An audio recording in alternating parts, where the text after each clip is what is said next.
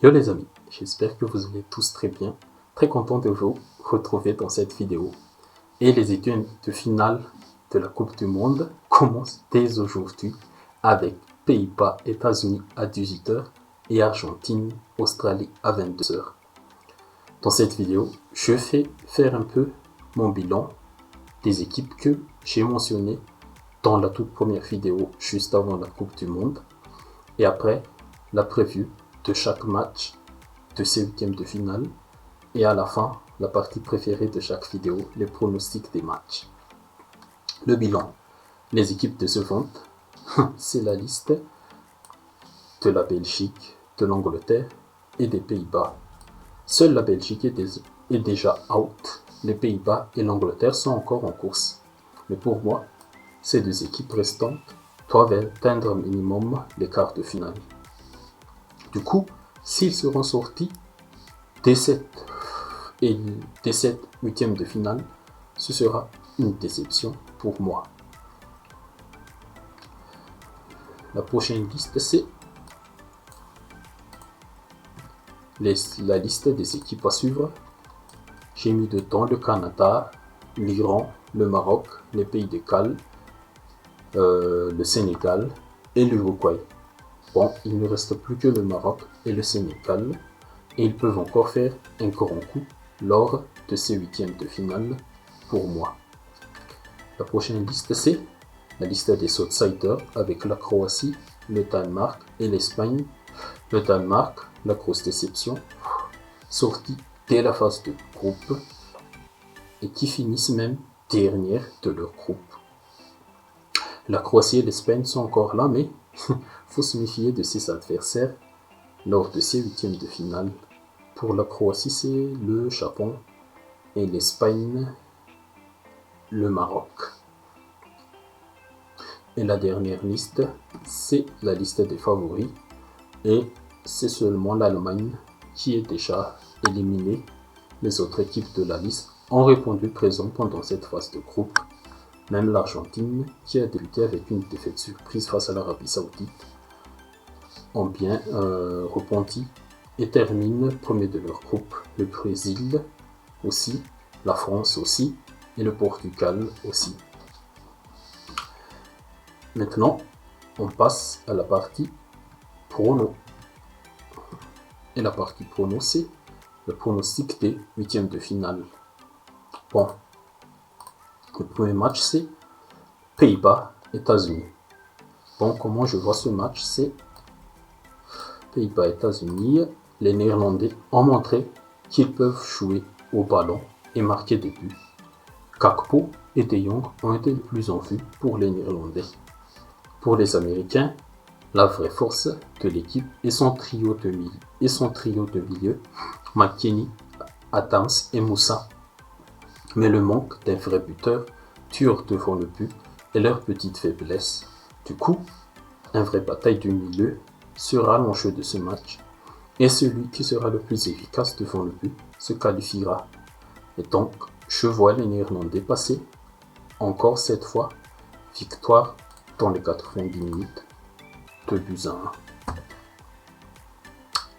Deuxième match, c'est Argentine-Australie. Comment je vois le match pour les Argentins?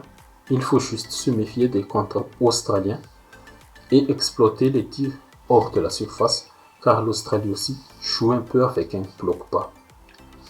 La physionomie sera peut-être comme face au Mexique. Et faut pas aussi balancer des centres, car il y a un grand Goliath en défense pour l'Australie. Mais je vois l'Argentine passer sur le score de 2-0. Hop là. Troisième match, ce sera France-Pologne.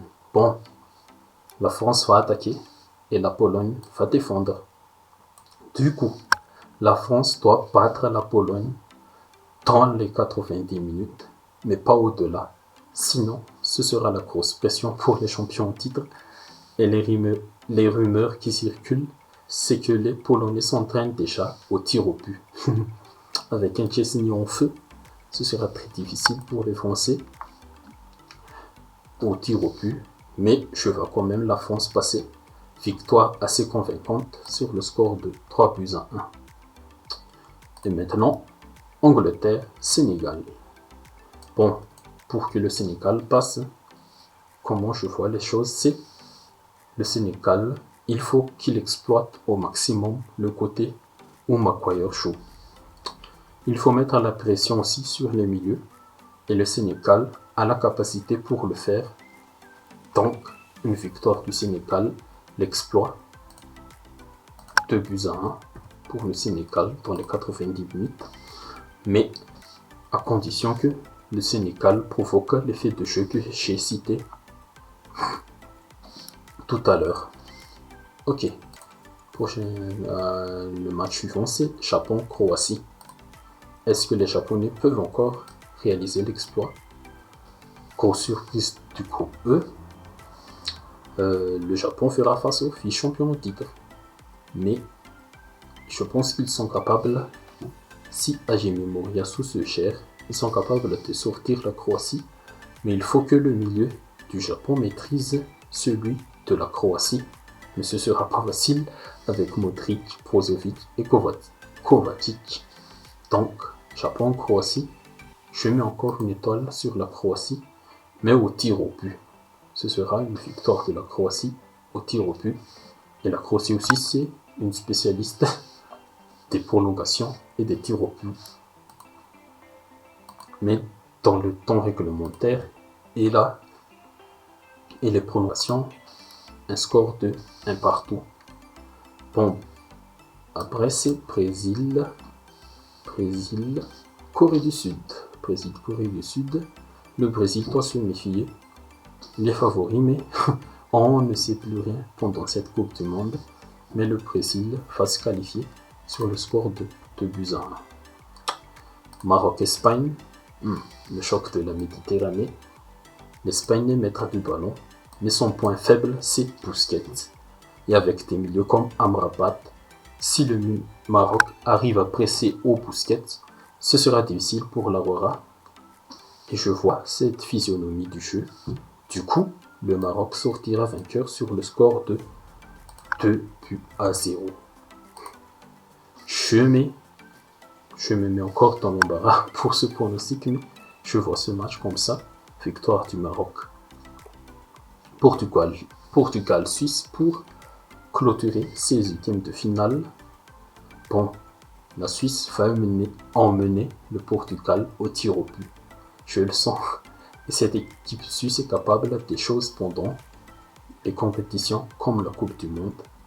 Dans le match, ce sera un score de 2-2 et la Suisse gagne au tir au but avec un grand Yann Sommer, bien sûr, s'il sera remis à temps. Ok les amis, c'est tout pour cette vidéo. J'espère qu'elle vous plaira. Et si c'est le cas, n'hésitez pas à laisser une petite réaction, à partager aussi et à commenter. Partagez vos pronostics dans les commentaires pour en débattre et voir vos pronos de malade de ces huitièmes de finale. Et surtout, abonnez-vous à la page, ça m'aide beaucoup. Et merci infiniment à vous pour tous vos soutiens. Prenez tout soin de vous. À la prochaine.